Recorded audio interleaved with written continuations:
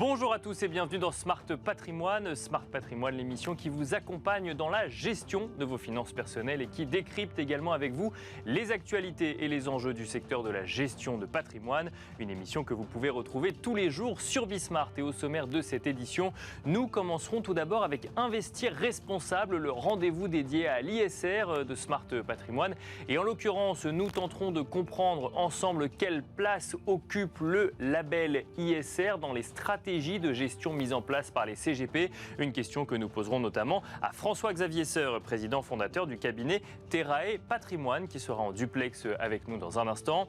Nous enchaînerons ensuite avec Enjeu Patrimoine, un enjeu patrimoine consacré, lui, à l'indice patrimonial mis en place par l'Observatoire de l'épargne européenne. Nous en parlerons avec Grégoire Nac, directeur de l'Observatoire de l'épargne européenne, mais aussi Gérard Ramex, président de l'Observatoire de l'épargne européenne, mais aussi président du Haut Comité juridique de la place financière de Paris et ancien président de l'AMF. Cela nous amènera également à nous poser la question du rôle de cet observatoire de l'épargne européenne et de ses conclusions en ce début d'année 2023. Ce sera dans la deuxième partie de Smart Patrimoine. À tout de suite.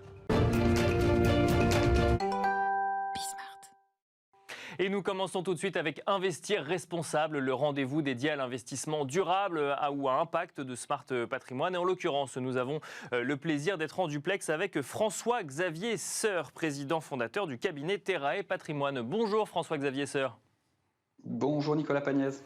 Merci d'être avec nous donc en duplex dans Smart Patrimoine. On trouvait intéressant de revenir avec vous sur l'utilisation du label ISR au quotidien par un professionnel du conseil en investissement financier comme vous. On rappelle un petit peu le contexte. Le label ISR existe, il est actuellement en refondation par le comité du label ISR, mais ça n'est pas le seul indicateur qui existe aujourd'hui.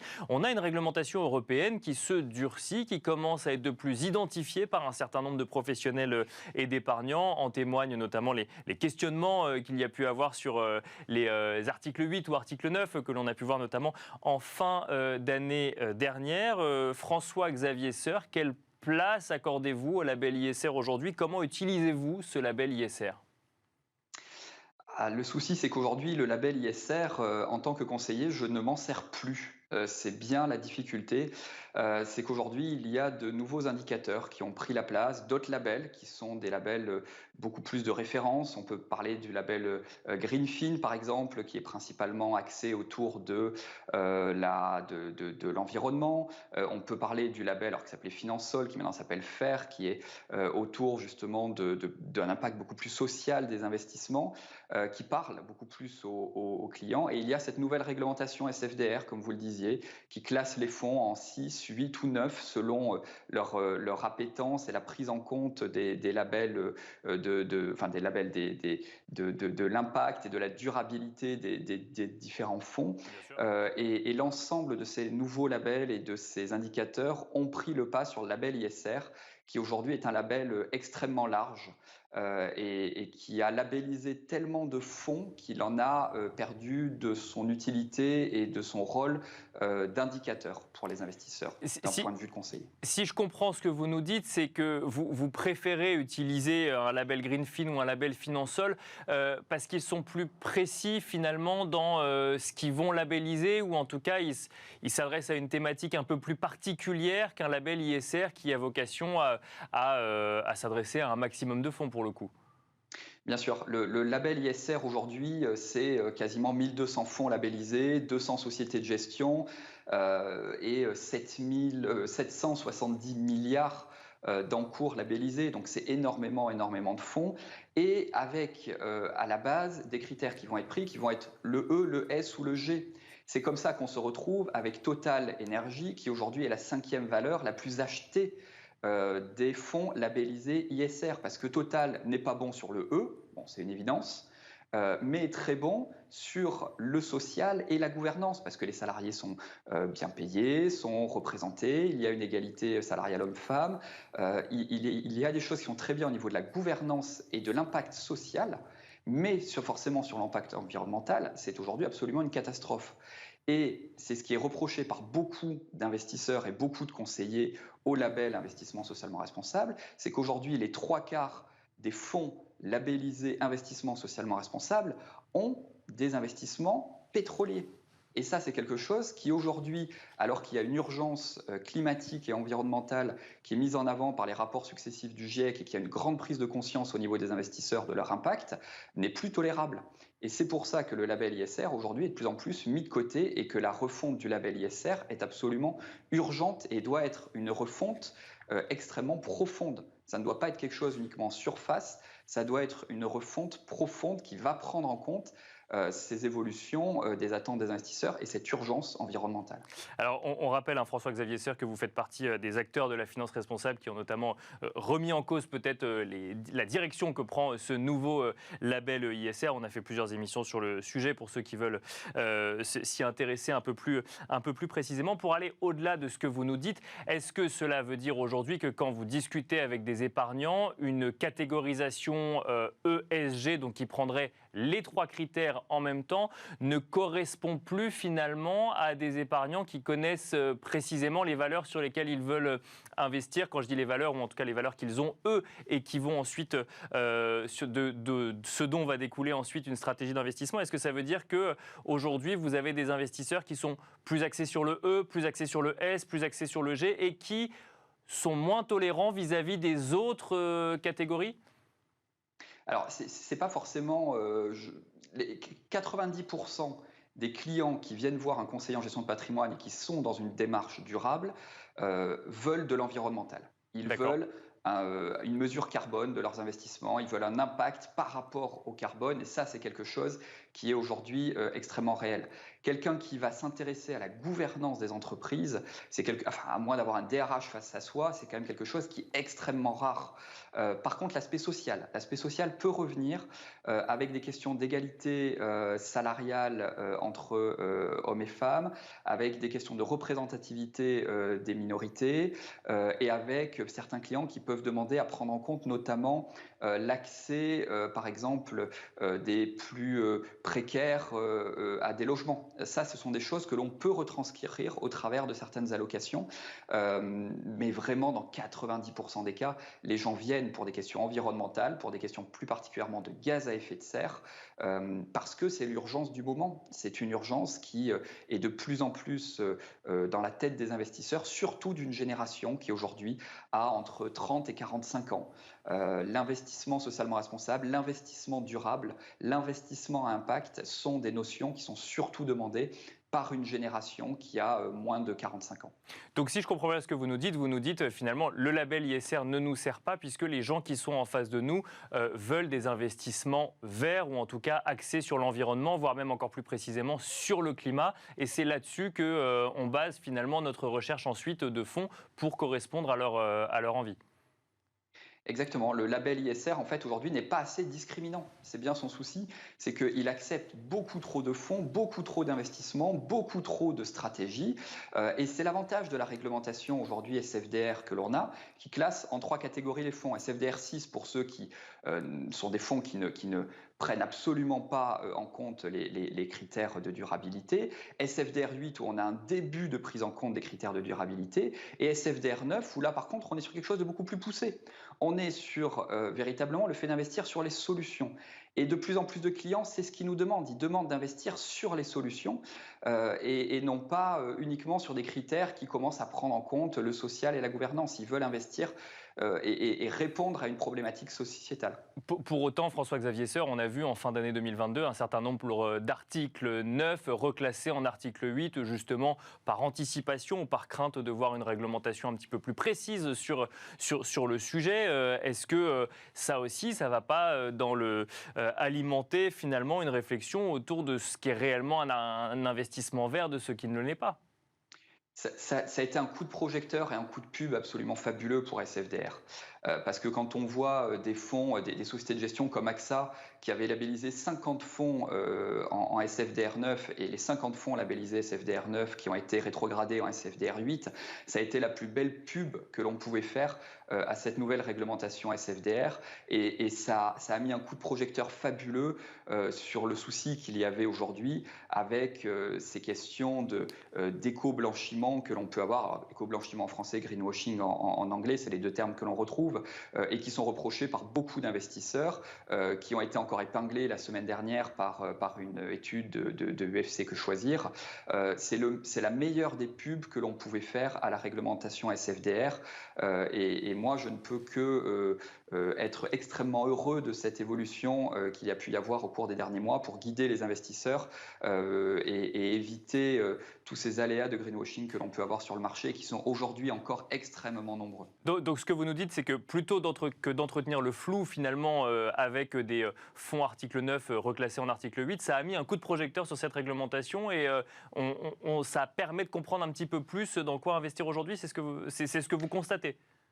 Exactement. Moi, j'ai plutôt des clients qui, aujourd'hui, ont été rassurés de voir certains fonds qui étaient reclassés d'article 9 en article 8. Il faut voir que dans le même temps, il y a d'autres fonds de sociétés de gestion qui, exactement la même semaine où certains ont été déclassés d'article 9 en article 8, ont été classés d'article 8 à article 9. Donc dans l'autre sens, il faut voir que d'autres sociétés de gestion extrêmement sérieuses ont au contraire pris le temps de voir ce qu'allait donner la réglementation et se sont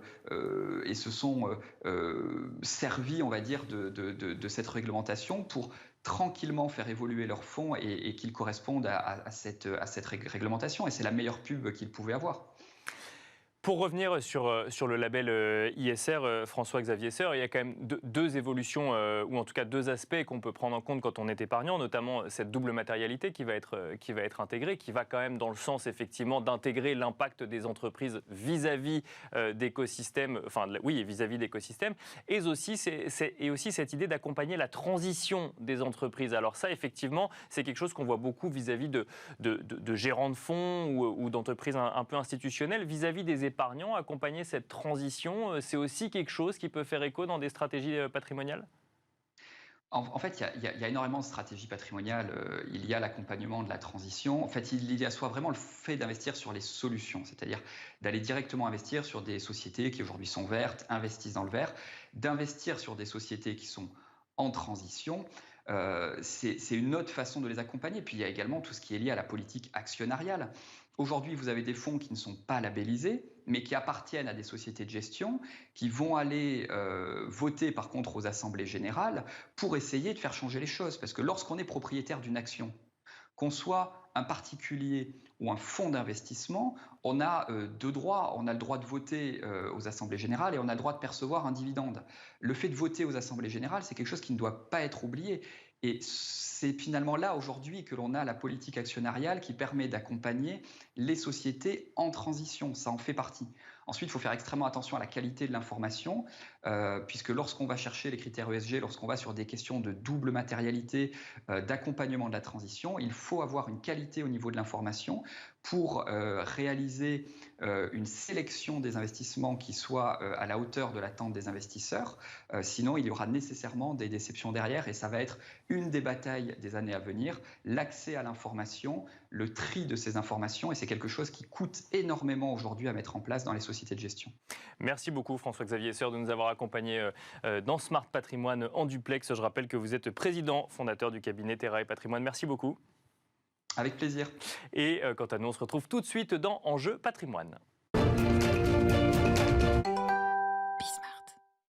Et nous enchaînons à présent avec Enjeu Patrimoine, un enjeu patrimoine où nous allons tout d'abord tenter de comprendre quelles sont les tendances en matière d'épargne au niveau européen, notamment avec les constatations de l'Observatoire de l'épargne européenne, avant d'aller un petit peu plus en détail et de découvrir et commenter l'indice patrimonial développé par l'Observatoire de l'épargne européenne. Pour en parler, nous avons le plaisir de recevoir sur le plateau de Smart Patrimoine Gérard Ramex. Tout d'abord, bonjour Gérard Ramex. Bonjour.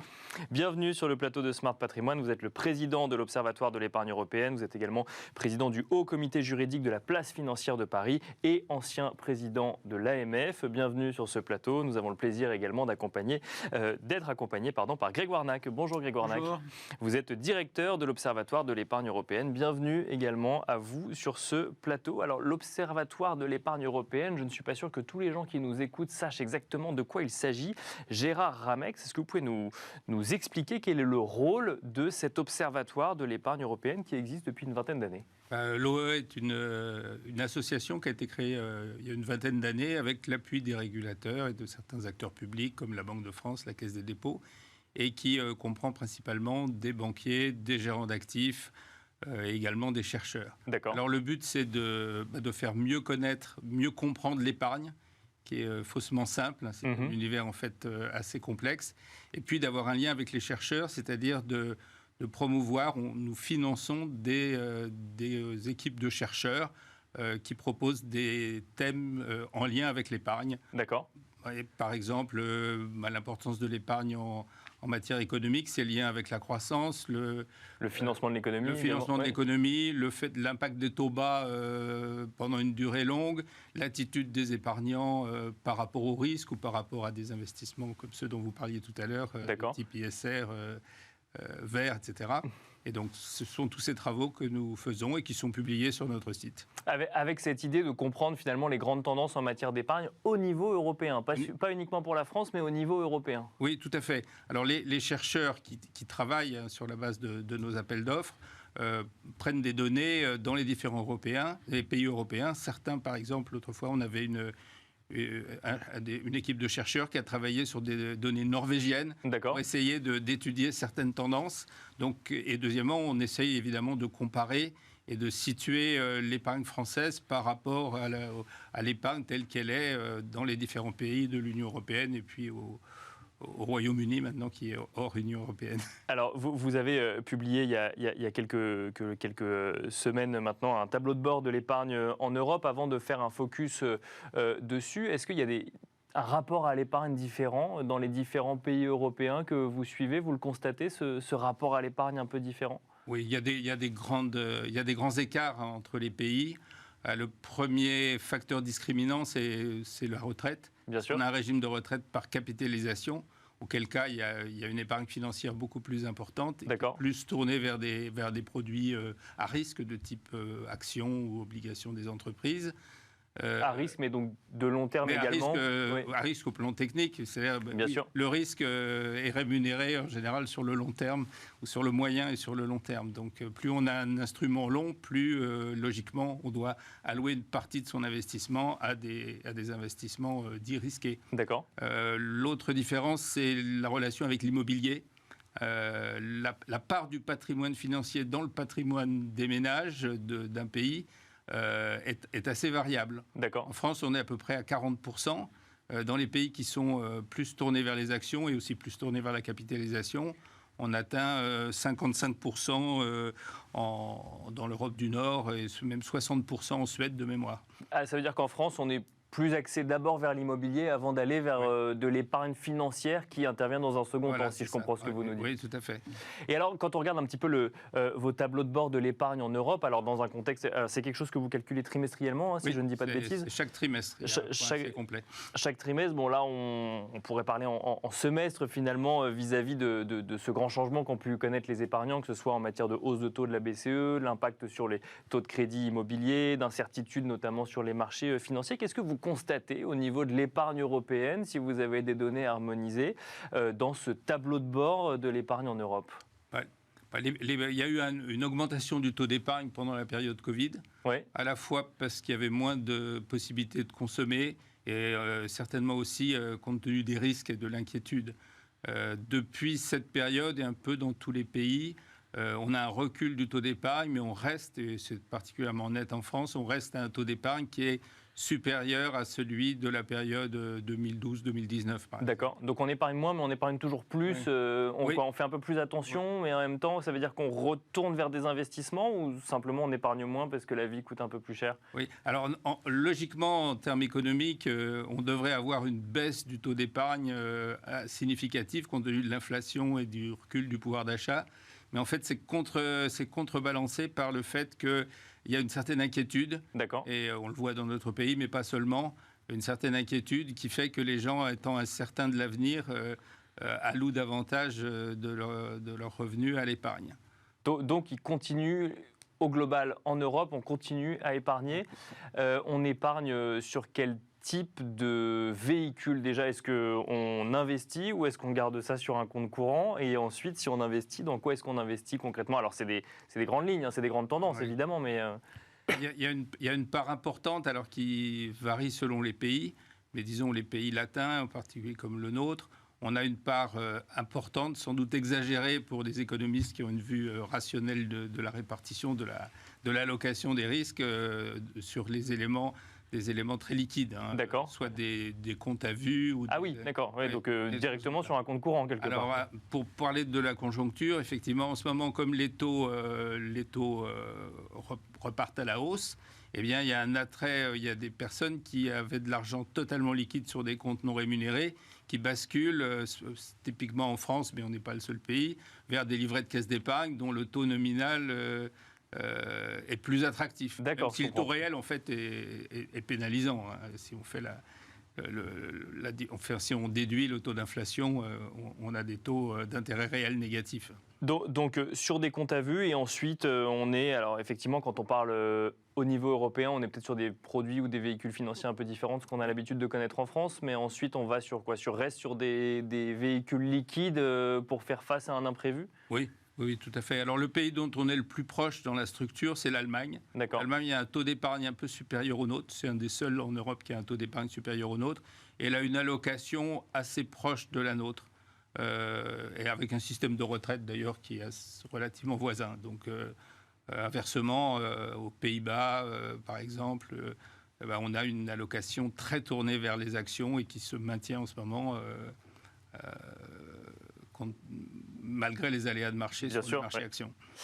Grégoire Nac, donc vous êtes directeur de l'Observatoire de l'épargne européenne et vous avez notamment développé l'indice de performance de l'épargne financière des ménages français, qu'on pourrait également appeler indice patrimonial. Est-ce que vous pouvez nous expliquer ce que vous calculez avec cet indice? Je rappelle que vous êtes également à la tête d'IEM Finance, dont le métier est de réaliser des calculs d'indices boursiers, justement. Oui, entre autres, mais effectivement, on construit des indices boursiers. Et mon prédécesseur, le fondateur de IEM Finance, Didier Davidoff, était un des pères fondateurs des indices stocks et des premiers indices ISR en France avec Vigeo. Donc on a cette expertise de calcul d'indices boursiers.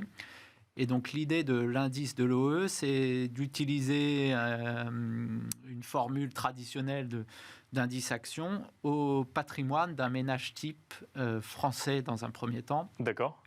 Donc on vient tout juste de lancer cet indice et on aimerait bien le répliquer sur d'autres pays. Pour l'instant, je pourrais rentrer dans les détails, ce qui bloque un petit peu pour reproduire exactement ce qu'on a fait en France sur les autres pays. Mais donc l'idée est assez simple.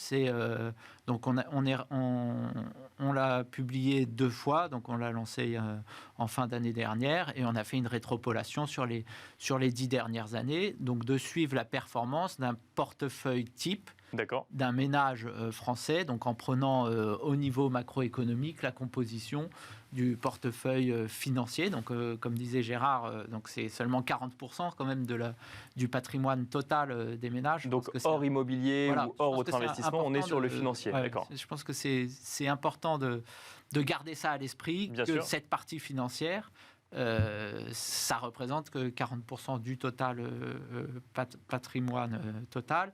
Et on en discutait tout à l'heure aussi. Donc on ne regarde pas la partie endettement, quoi. D'accord. Oui, bien sûr. C'est quand on regarde le patrimoine global. Mais bref, on prend le portefeuille type et on regarde l'évolution de la performance de chaque classe d'actifs. D'accord. Donc c'est pas parfait, mais la chose importante, c'est qu'un indice action, c'est avant tout un outil de communication et donc il faut que la méthodologie soit facile à comprendre et transparente, quoi. Et donc là, les données qu'on prend, c'est les données de la Banque de France, de performance des classes d'actifs et de France Assureur pour l'assurance vie en euros et en unité de compte. Et on applique ces taux de performance au portefeuille type donc d'il y a 10 ans sur les 10 dernières années. Et on réalloue chaque année la composition de ce portefeuille en fonction de l'évolution au niveau macroéconomique.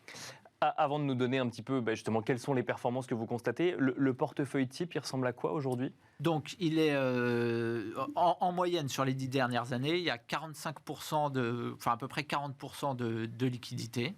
D'accord. 40% de produits obligataires. D'accord. Et 20% de produits de fonds propres, quoi. D'accord. En moyenne sur les 10 dernières années, quoi. Donc la part, avec la baisse des taux sur les 10 dernières années, la part de produits obligataires a plutôt baissé. Donc aujourd'hui, la dernière publication, les actions, je l'appelle la poche action, tous les produits de fonds propres, c'était 21%. Donc c'est remonté un petit peu, mais il y a des effets de valorisation. Donc en France, on investit en actions, mais finalement, ça reste minoritaire par rapport aux investissements qu'on peut avoir, même dans une poche financière. Oui, c'est ça, parce que je dis c'est 20% de cette poche qui ne représente que 40% du total. Et donc, si on compare avec des pays comme la Suède, où les actions sont présentes un peu à tous les échelons. En France, par exemple, aussi, on détient très peu d'actions en direct. Oui. Alors, par exemple, il y a des pays comme la Suède où les ménages détiennent des actions en direct, alors qu'en France, on a le PEA, on a des supports qui permettraient de détenir des actions en direct, et même des OPCVM en direct, en France, c'est beaucoup plus faible qu'en Allemagne. Donc c'est surtout via l'assurance vie, en euros ou en UC. Oui, je peux faire une remarque, ce qui m'a le plus frappé dans les chiffres qui ont été produits dans cet indice, c'est le fait que malgré tout, sur une dizaine d'années, la part justement qui est en fonds propres a augmenté. Elle a augmenté lentement, mais elle a augmenté de 4% sur une dizaine d'années. Donc on est passé de moins de 20 à 20. Oui, on est à 22, donc 21. Donc ça progresse quand même. C'est un mouvement de fond, alors qui tient partie à la valorisation des actions, mais aussi au choix des épargnants, qui évoluent lentement, mais qui évoluent dans le bon sens pour nous. Et on voit effectivement que ça évolue vers de l'investissement en actions. Alors, Grégoire Nac, vous nous avez dit que c'était le tout début, finalement, des constatations de l'indice, pour autant que nous dit la performance de cet indice sur l'historique que vous avez. Oui, alors, non, la période était intéressante, parce que sur 10 années, puis il faudrait qu'on regarde si on peut remonter encore plus loin dans le passé. Donc, on a une performance moyenne sur 10 ans de 2,11%. D'accord. Et donc, ce qui est intéressant, c'est que la poche action, la poche produit de fonds propres, elle contribue à quasiment la moitié de cette performance sur 10 années, 46%. Donc, en pesant seulement 20% du patrimoine, ça pèse pour près de la moitié de la performance, quoi. Ensuite, c'était une période où les marchés actions étaient assez orientés à la hausse. Bien sûr. Mais où, en tout cas, les taux étaient très bas, quoi. Et donc, il manquait à l'épargnant toute cette structure de taux qui permet d'avoir du rendement sans prendre de risque, quoi. Et donc, il y avait un peu un arbitrage entre le risque d'un côté ou les liquidités pures. Et ce qui explique aussi que cette part liquidité, 45%, reste importante quand même. À voir comment ça va évoluer finalement au fil des trimestres dans le nouveau contexte d'investissement que l'on connaît actuellement. Merci beaucoup Grégoire Nac d'être venu sur le plateau de Smart Patrimoine. Vous êtes directeur de l'Observatoire de l'épargne européenne. Merci également Gérard Ramex, président de l'Observatoire de l'épargne européenne, président du Haut Comité juridique de la place financière de Paris et ancien président de l'AMF. Merci à tous les deux. Merci de nous avoir suivis et à très vite sur Bismart. Merci. Merci beaucoup.